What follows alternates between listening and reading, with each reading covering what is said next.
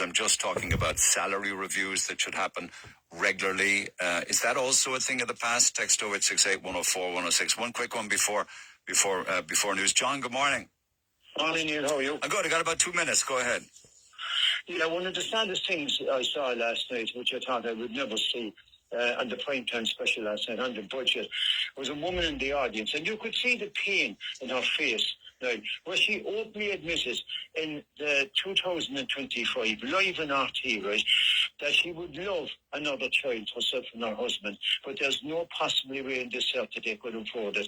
They can hardly afford to look after the one and only child that they now have. Yeah. Isn't that an upset? How have we come to a stage where a family had 5 and 6 kids, right, where now a woman can go on RT and say no, that she will never be able to have another child? Isn't that a sad indictment in this country? It is for sure, and it's the sad reality of it that she sat down and thought about it and realised it would not be the right thing to do to have another child for their child's sake, and also from the point of view of the house budget. But in the 70s, and certainly even in the 80s, typically it was like 4 kids, 5 kids. You go back to the 60s, it could be 6, 7 or 8 kids. Yeah. When you walk around there now at the town there, or even around the lock where I live here, right?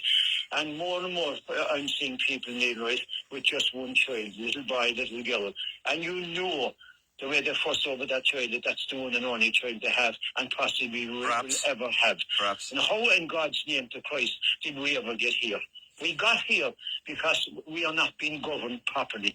The people are not being looked after. We're looking after McDonald's, horse racing, greyhound racing, soccer, everything, eye centers, you name it. But the woman on the show last night there that desperately wants another child is not being looked after, like many more families and many more mothers and fathers. Okay, well said. Thank you for that, John, as always. Interestingly, just before I switch to news, text 0868 104 106, lads, love to hear from you.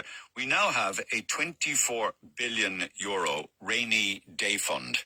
24 billion. That's what gets squirreled away year in, year out by the Irish Exchequer and the Irish government and finance ministers, just to make sure that we got money in the kit. Now, to some extent, it might be prudent to do that.